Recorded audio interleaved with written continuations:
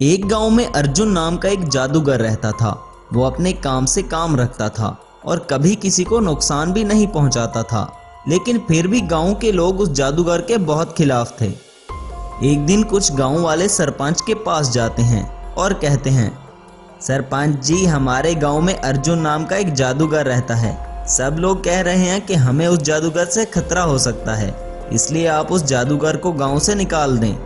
ऐसा कहकर वो लोग वहां से चले जाते हैं। गांव वालों के जाने के बाद सरपंच सोचता है, क्यों ना मैं इस जादूगर को इन लोगों के खिलाफ करके गांव वालों की सब जमीनों पर कब्जा कर लूं। तब सरपंच को एक आइडिया आता है और वो जादूगर के पास जाता है और उसे गांव वालों की सब बातें बताता है और कहता है, तुम एक भले मानस इंसान हो, कभी किसी को नुकसान नहीं पहुंचाया, लेकिन अब देखो ये सब गांव वाले तुम्हारे खिलाफ हो चुके हैं और तुम्हें इस गांव से निकालना चाहते हैं। क्यों ना हम दोनों मिलकर इन सब गांव वालों को सबक सिखाएं। ये सब सुनकर जादूगर बहुत हैरान होता है और सरपंच से पूछता है, लेकिन महाराज, आप मुझसे क्या चाहते हैं? तब सरपंच कहता है, तुम अपने जादू से मुझे एक रोबोट बना कर दो और उस रोबोट की वजह से हम दोनों बहुत पावरफुल हो जाएंगे। फिर हम दोनों मिलकर इन सब गांव वालों की जमीनों पर कब्जा कर लेंगे। तुम क्या बोलते हो? कैसा लगा तुम्हें मेरा प्लान? मुझे पता है कि ये सब गांव वाले मेरे बहुत खिलाफ हैं, लेकिन मैंने अपने गुरुजी के सामने ये कसम खाई थी कि मैं कभी इस गांव को नुकसान नहीं पहुंचाऊंगा। ये सब सुनकर सरपंच को बहुत गुस्सा आता है और वो कहता है, अगर तुमने मेरी बात ना मानी तो मैं तुम्हें इस गांव से बाहर निकाल दूंगा। आप मुझे ऐसे गांव से बाहर नहीं निकाल सकते, पहले एक पंचायत बुलाइए।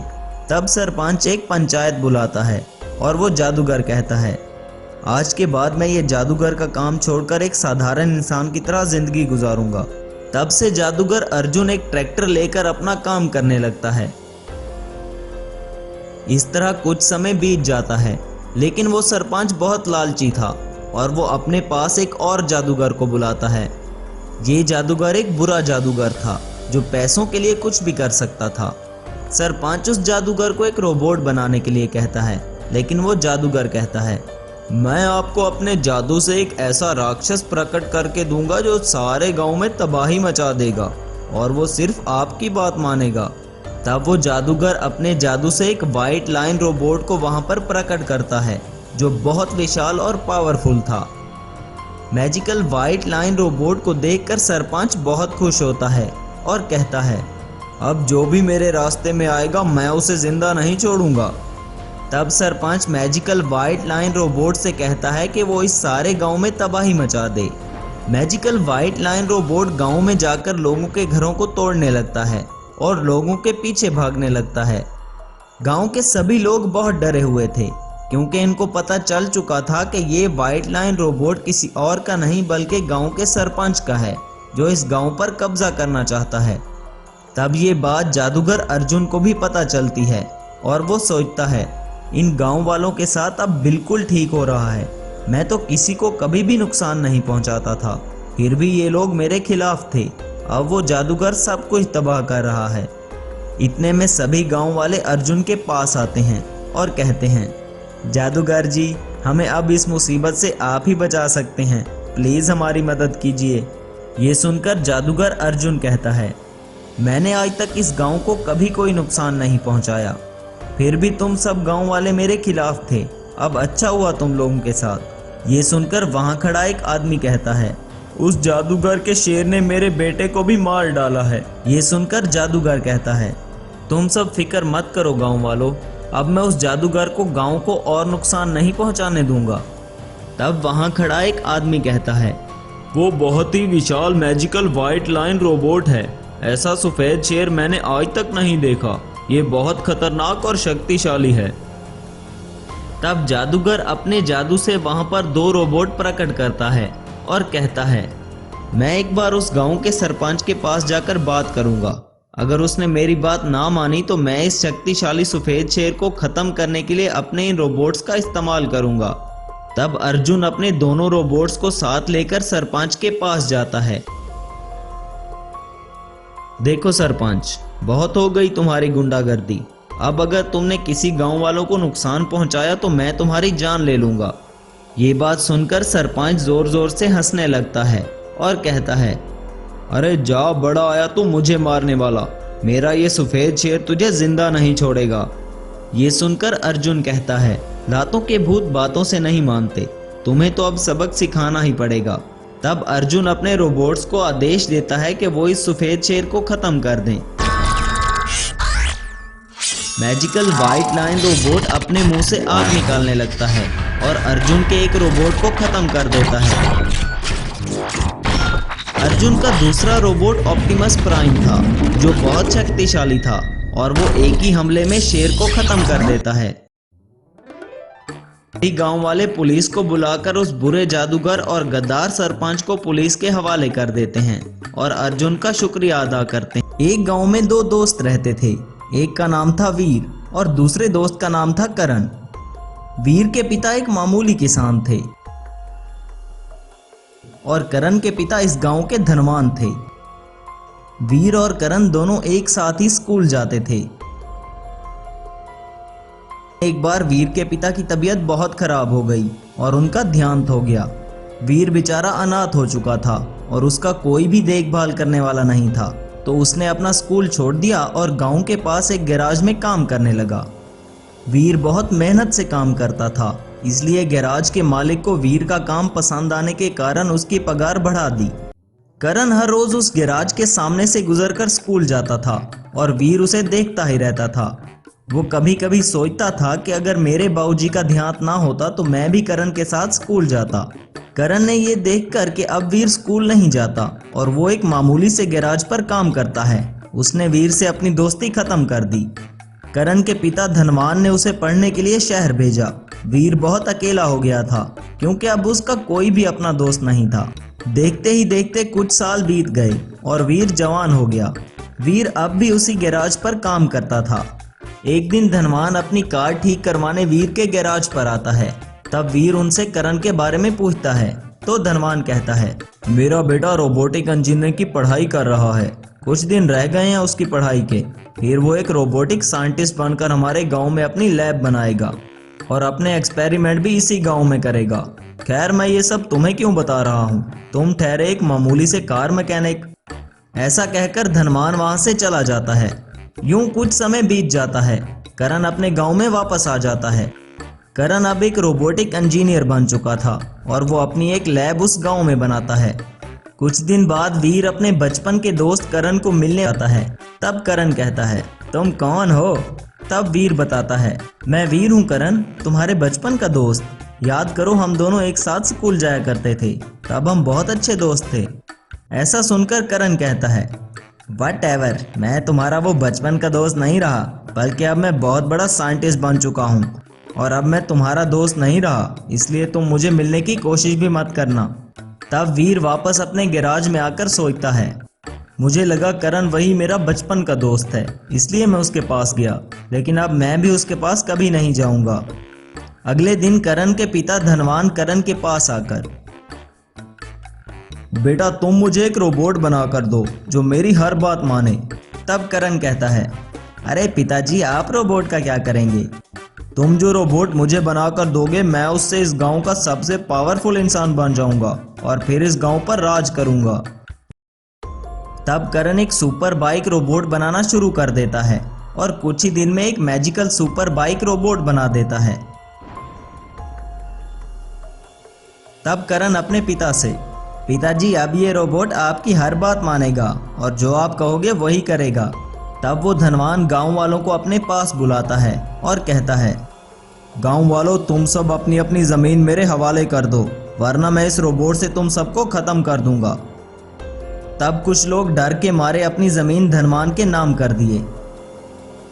ये सब देखकर वीर धनवान के पास आता है और कहता है, ये आप ठीक नहीं कर रहे हो चचा।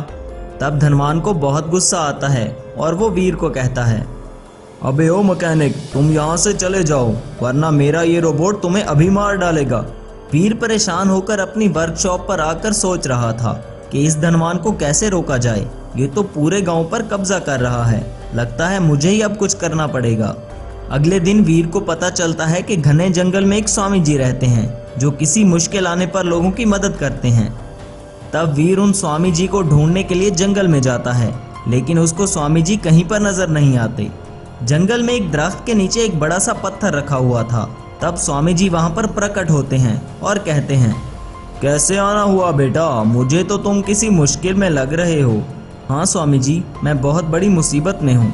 तब स्वामी जी कहते हैं, ठीक है बेटा, मुझे अपनी परेशानी बताओ, मैं अभी कोई उपाय ढूंढता हूँ।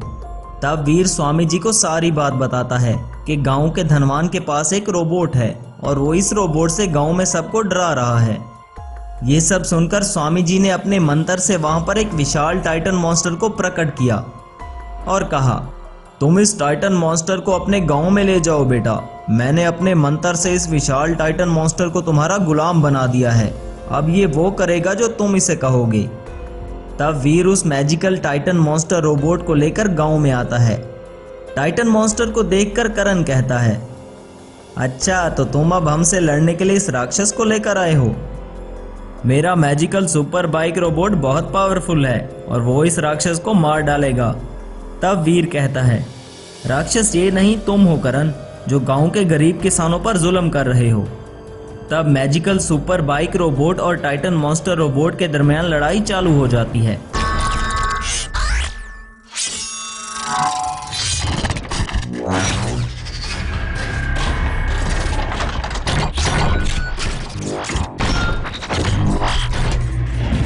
आखिर में वीर का टाइटन मॉन्स्टर करण के सुपर बाइक रोबोट को मार डालता है।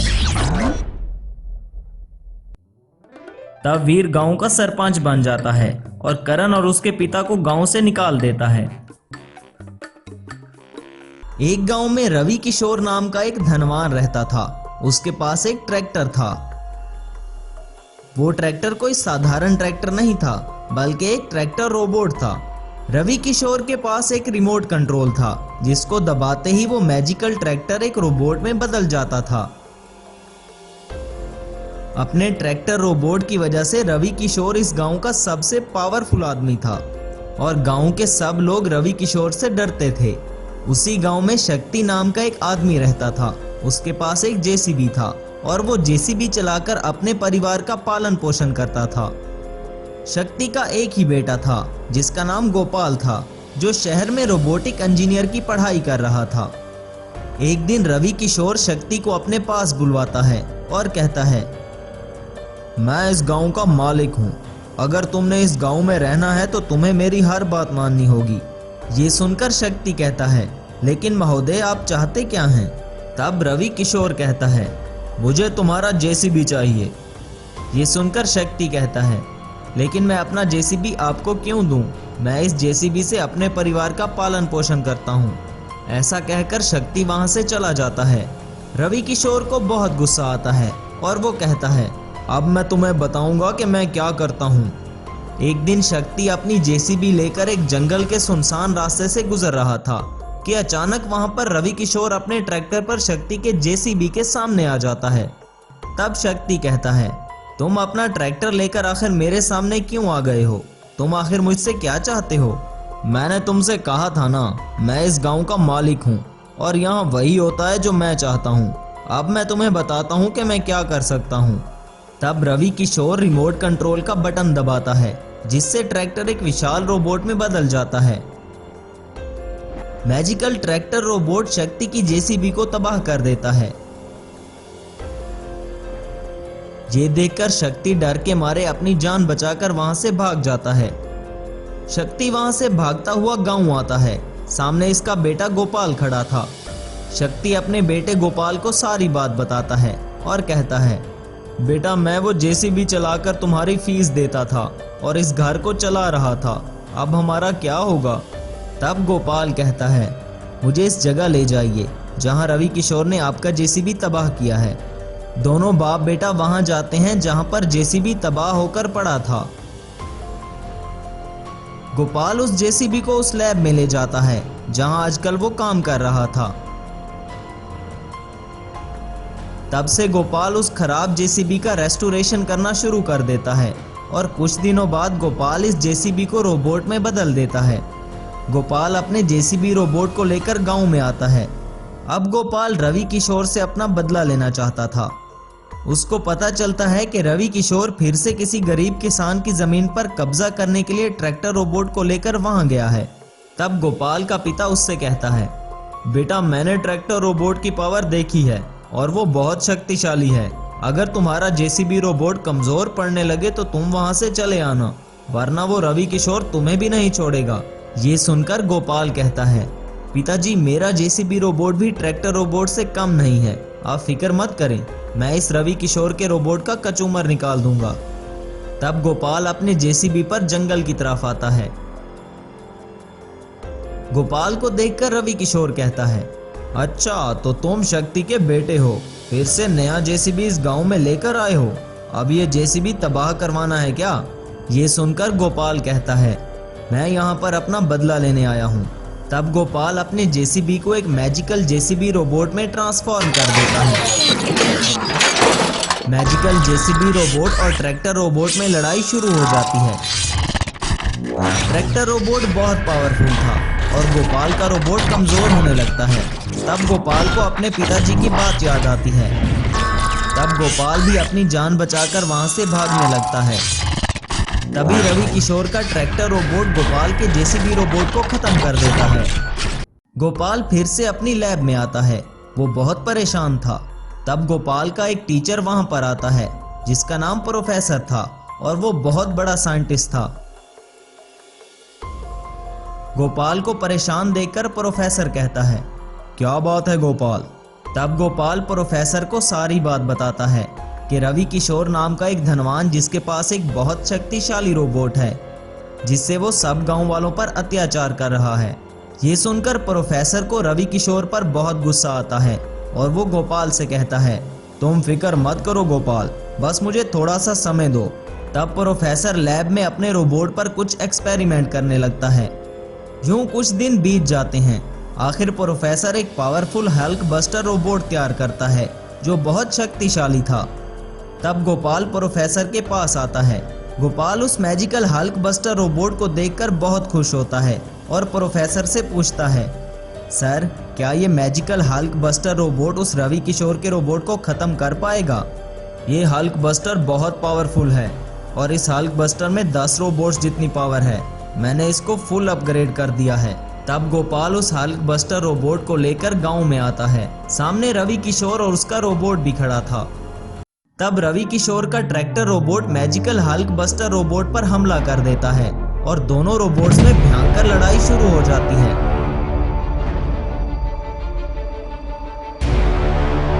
आखिर में magical Hulk buster robot Ravi Kishore के ट्रैक्टर रोबोट को खत्म कर देता है।